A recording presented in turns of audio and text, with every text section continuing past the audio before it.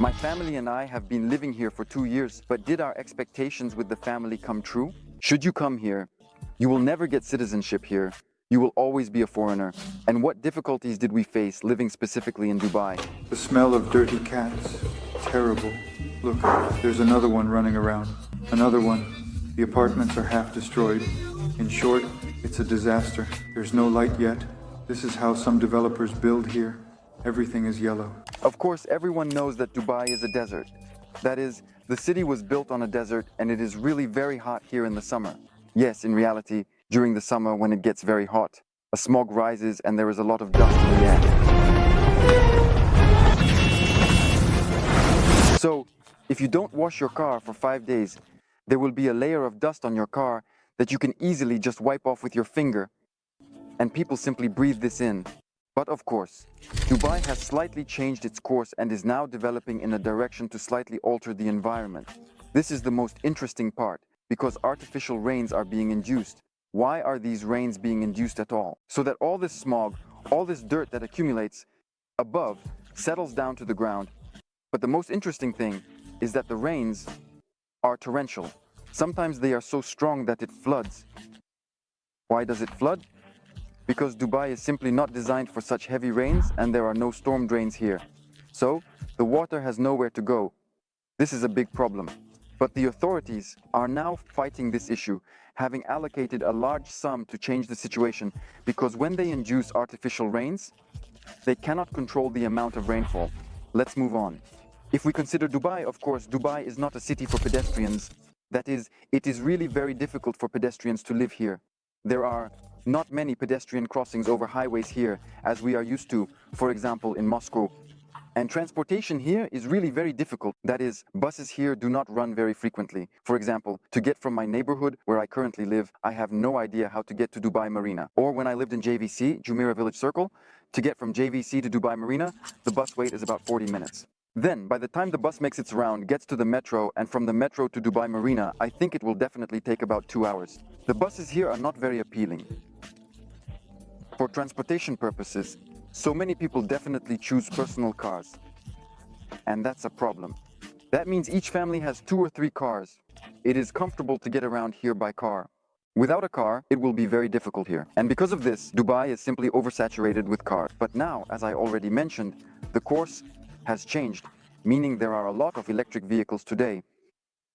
And many charging stations for electric vehicles are completely free. Dubai is moving in the right direction, the landscape is changing, and yes, a lot of greenery is being added, a lot of greening is happening.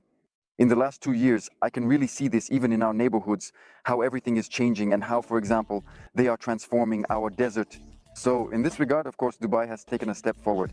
If you have a tourist visa, you can use your local driving license as long as it is valid, just like Kazakhs, Russians, and Belarusians. But if you want to buy a car without having a residence permit, you won't be able to. That means you need to obtain a residence permit. I will also explain how to get it later. Then you need to study for 3 months, after which you take the exams and get your license. Only then will you be able to register a car in your name.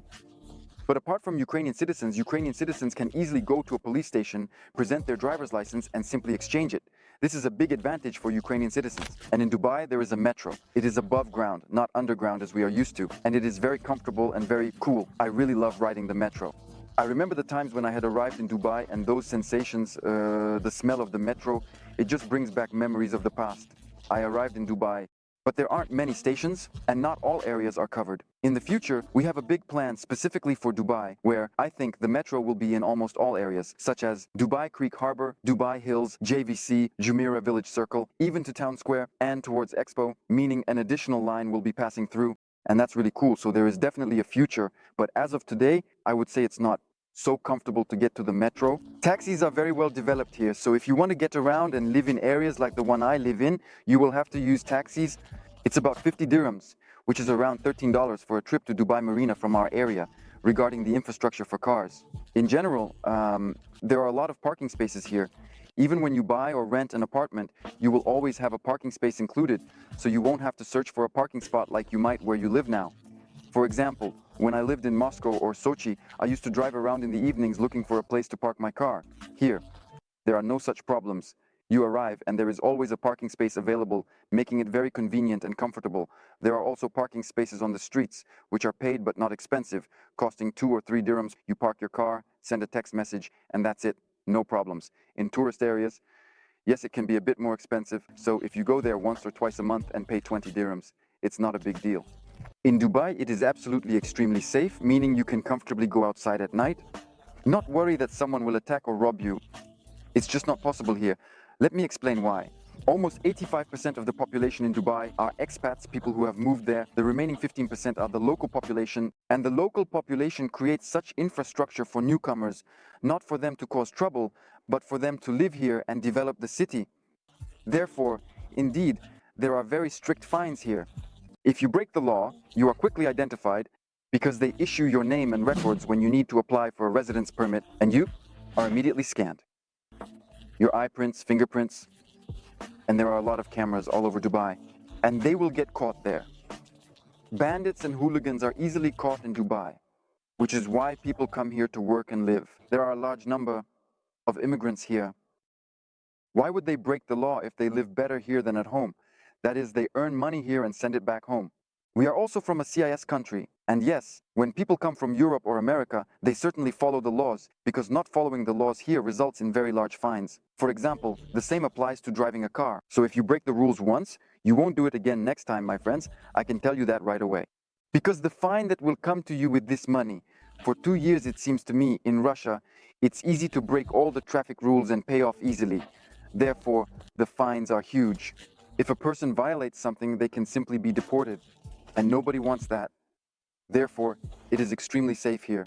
Regarding the beaches here in Dubai are great. There are public beaches, they are well equipped, and they are set up in a way that you just enjoy yourself. There are definitely paid beaches, but there are also many free beaches, so you can easily use them. They are very comfortable and very convenient for relaxation. Food, that is, there is a lot of fast food here. Proper nutrition is the key to health, and my wife is really concerned about this. It is normal, yes, that my children do not eat fast food like fried potatoes and nuggets, and this is a big downside. In the stores here, there is mainly European and American food, which is filled with various additives. That tasty sausage we have, that delicious bread we bake, it's not here, my friends. But the situation is changing a bit. Many Russian-speaking stores have opened here, and groceries are delivered.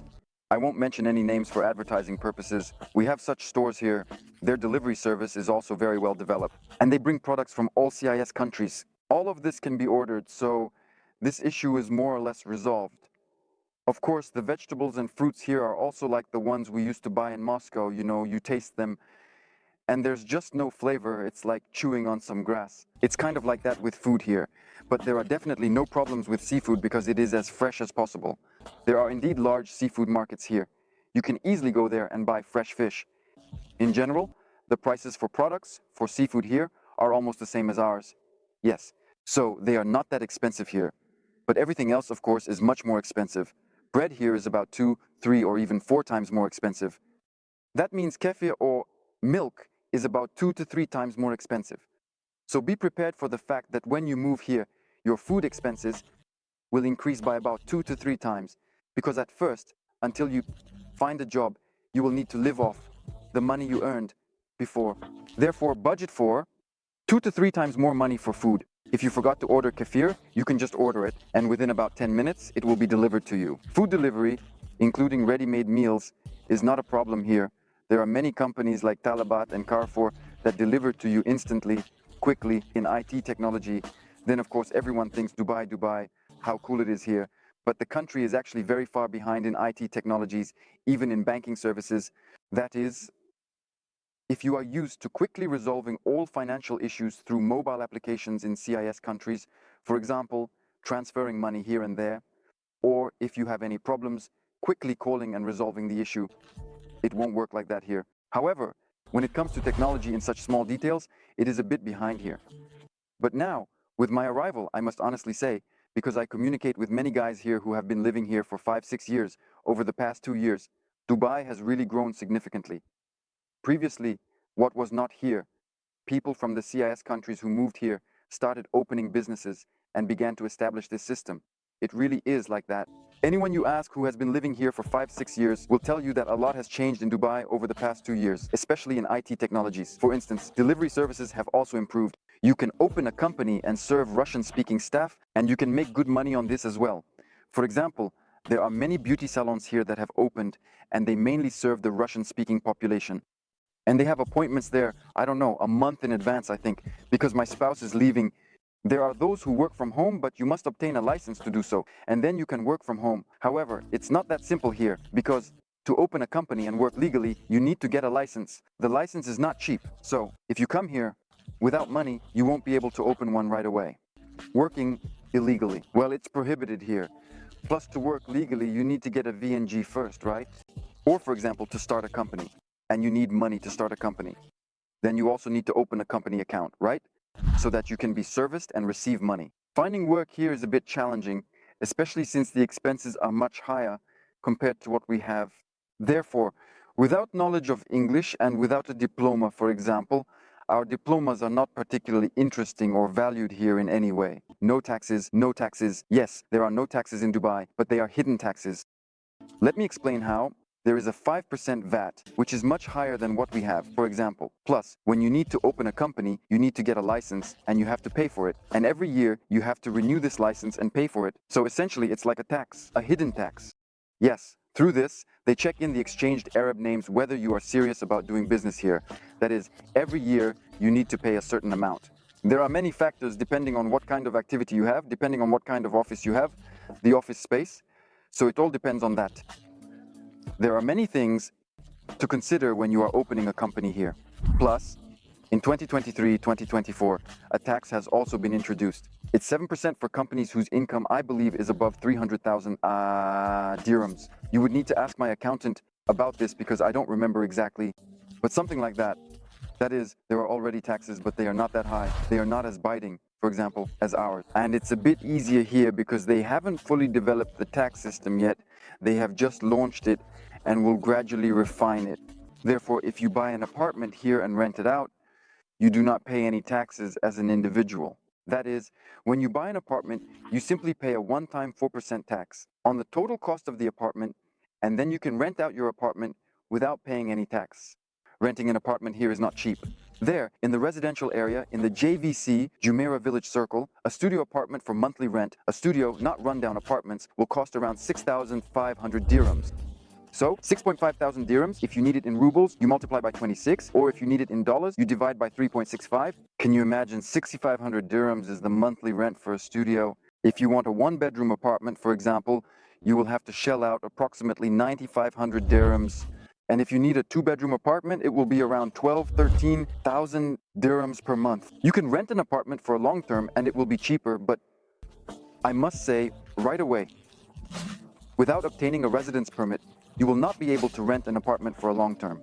Therefore, you need to get a primary ID first, then you can rent. For example, for a one-bedroom apartment in a good area for a long term will be around 70,000 dirhams per year. To convert to dollars, divide by 3.65, and you'll understand. If you still don't understand, that's why. You also need to be prepared for the fact that you shouldn't move immediately with your entire family, because I have friends who made that mistake. When they moved to Dubai, they moved here with their whole family, lived for a month, ran out of money, couldn't find a job, and went back. But they liked Dubai, and eventually they returned. Only in the evening can you go out for a walk and enjoy nature. But in August or even from July, you can't walk even in the evening because it will be very hot. Therefore, people usually leave Dubai for 2 to 3 months in the summer. Winter is just really our family's favorite time in Dubai because from mid-October to the end of April, it's simply paradise. Even May, up to mid-May, is just paradise with very nice, really comfortable temperatures. We really like it here as a family, let me tell you, and we don't plan to move anywhere else for now. We plan to live specifically in Dubai. Yes, because you know how Dubai, the United Arab Emirates, they cover absolutely everything. There are great sandy beaches here. Yes, there are great mountains in Ras Al Khaimah. There is very interesting nature. If you are still interested and want to move to Dubai, don't listen to anyone else. Here is my advice to you. Whoever wants something will achieve everything. Whoever wants something will solve all their problems. Those who need it will make it happen. So, if you like Dubai, if you want to live here, then guys, come on over. Dubai loves everyone, but it doesn't love the lazy, because here you need to work hard, you need to work, and if you are ready for this, then Dubai will accept you. That's all, guys. Goodbye.